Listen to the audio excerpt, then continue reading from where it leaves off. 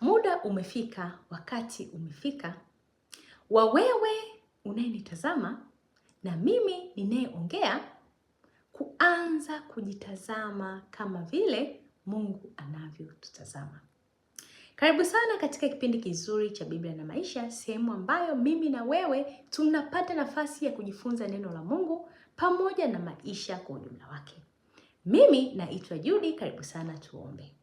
Baba yetu na Mungu wetu, tunakukaribisha tena katika kipindi hiki. Tunaomba ukatuongoze kupitia Roho wako kwa jina la Yesu Kristo. Amina.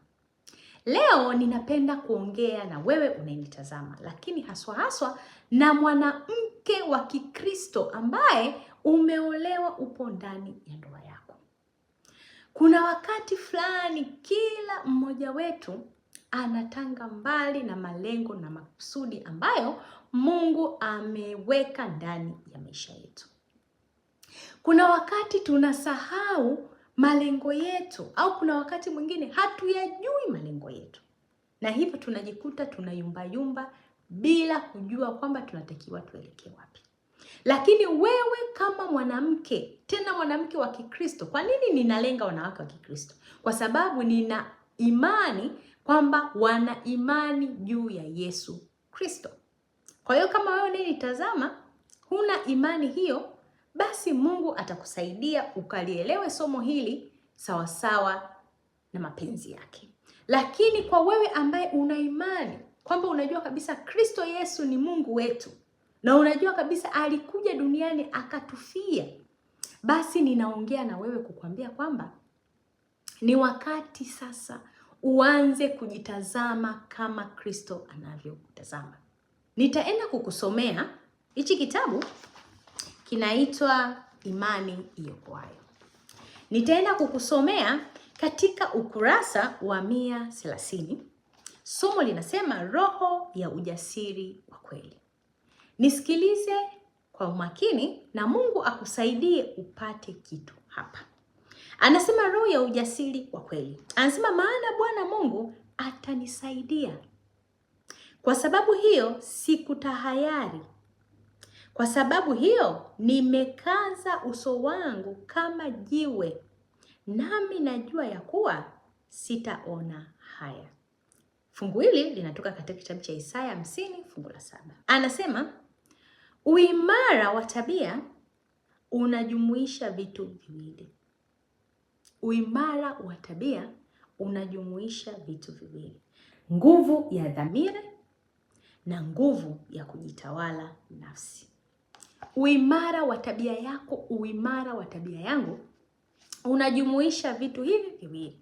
Kwanza, nguvu ya dhamiri na nguvu ya kujitawala nafsi. Vijana wengi hudhani tamaa isiyodhibitiwa ndiyo nguvu ya tabia. Lakini ukweli ni kwamba yeye atawaliwaye na tamaa za nafsi yake ni mtu dhaifu. Ukuu halisi na uadilifu wa mwanadamu hupimwa kwa nguvu ya hisia anazozishinda, na sio kwa nguvu ya hisia zinazomshinda. Mtu mwenye nguvu zaidi ni yule ambaye ingawa anaumizwa na unyanyasaji, bado atazuia hisia kali na kusamehe adui zake. Watu kama hao ni mashujaa wa kweli. Kielelezo cha mtu mwenye nguvu ni cha muhimu sana. Ana nguvu ya umeme dhidi ya wengine. Anakutana na vikwazo katika kazi yake, lakini ana msukumo ndani yake. Na badala ya kuruhusu njia yake kuzungushiwa wigo, anavunja kila kizuizi. Anasema kuna miiba katika kila njia. Wote wanaofuata uongozi wa Bwana lazima watazamie kukutana na kukatishwa tamaa, kukataliwa na kupata hasa. Lakini roho ya ujasiri wa kweli itawasaidia kuyashinda haya. Wengi hutukuza sana changamoto zinazoonekana na kisha kuanza kujihurumia na kutoa nafasi ya kukata tamaa. Watu wa namna hiyo wanahitaji kufanya mabadiliko kamili wao wenyewe. Wanapaswa kujidhibiti wenyewe ili kutanguliza juhudi na kushinda hisia zote za kipuuzi. Wanapaswa kutambua kwamba maisha hayatatumika katika kushughulika na mambo ya kipuuzi. Hebu waazimie kukamilisha jambo fulani kisha walifanye. Wengi hufanya maazimio mazuri, lakini kila mara wanaenda kufanya kitu fulani na kamwe hawafikii maazimio hayo. Na jumla ya maazimio hayo yote ni porojo. Kila mmoja anapaswa kuwa na lengo. Kila mmoja wetu anapaswa kuwa na lengo. Jambo maishani, viuno vya nia vinapaswa kufungwa na mawazo yaelekezwe kutokwenda kinyume na lengo. Kama mshale wa kaskazini, malengo ya msingi yanapaswa kutazamwa kila mara na kila wazo na tendo lielekee katika kutimizwa. Hebu kuwe na lengo thabiti la kutekeleza kile kilichoazimiwa. Kama nilivyosema hapo awali, ni wakati sasa wa kujitazama kama vile Mungu wetu anavyotazama. Wewe kama mama, wewe kama mke ndani ya familia, wewe ni msingi. Na msingi unapolegalega, basi nyumba haitakuwa imara. Wewe kama mke wa Kikristo, ni kazi yako, kama vile somo hapa linavyosema, kwamba unakutana na vikwazo katika kazi yake. Anakutana na vikwazo katika kazi yake, lakini ana msukumo ndani yake, na badala ya kuruhusu njia yake kuzungushiwa wigo, anavunja kila kizuizi. Wewe kama mama, tena mke ndani ya familia, kuna wakati vikwazo ni vingi sana, lakini kumbuka wewe ndiye msingi ndani ya familia. Lazima msingi wewe uwe hodari, lazima uwe imara. Kwa sababu msingi unapoharibika, baba, watoto hawatakuwa katika uimara. Mama, ni wajibu wako kuhakikisha ibada, mazingira ya nyumbani yako salama, yako vizuri, ili Kristo apate kukaribishwa ndani ya familia.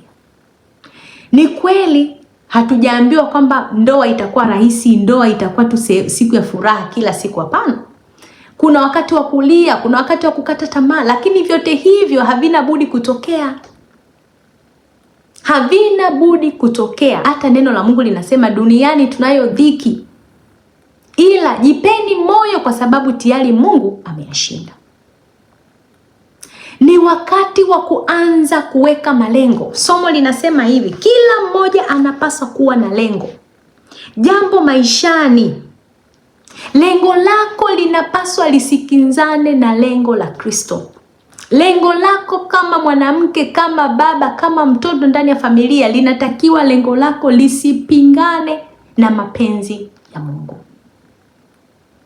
Pale ambapo tutajua wajibu wetu sisi kama wanawake wa Kikristo ndani ya familia, sisi kama Wakristo ndani ya familia, basi badala ya kukaa na kujipotezea hapa katikati, tutaanza kujitazama kama vile Mungu wetu anavyotutazama na kuanza kuishi maisha sawasawa na mapenzi ya Mungu.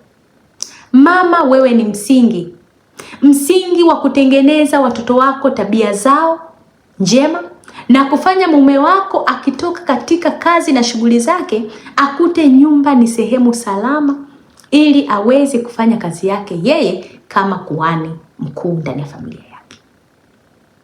Vikwazo havina budi kutokea mama. Sijasema kwamba ni rahisi, lakini tujipe moyo, kwa sababu mwanamke, unapolegeza kamba, unaiacha familia yako mikononi mwa adui. Mungu akapate kukubariki sana.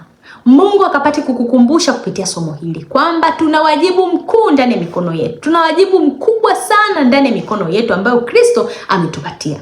Na ni wakati sasa umefika kuanza kujitazama kama vile Kristo anavyotutazama.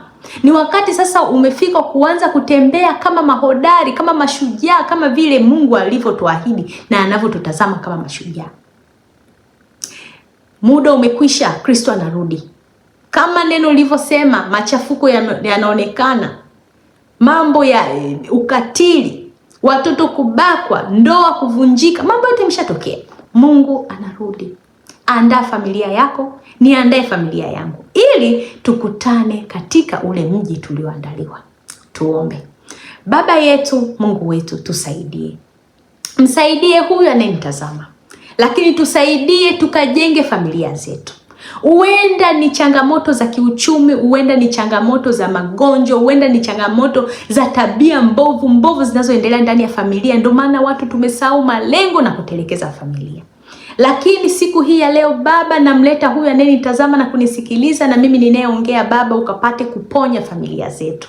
Ukapate kuponya waume wetu, ukapate kuwaponya wake zetu, ukapate kuponya watoto wetu, na tukawe na lengo moja la uzima wa milele, Mwokozi wetu. Tunashukuru kwa pendo lako kwa jina la Yesu Kristo. Amina. Basi ukapate kuwa na siku njema sana. Mungu akakubariki wewe pamoja na familia yako. Usisahau kushare video hii kwa watu wengi wakapate kusikiza ujumbe muhimu na mzuri huu. Mungu akapate kukubariki sana. Tukutane katika kipindi kingine. Mimi naitwa Judith. Asante na kwaheri.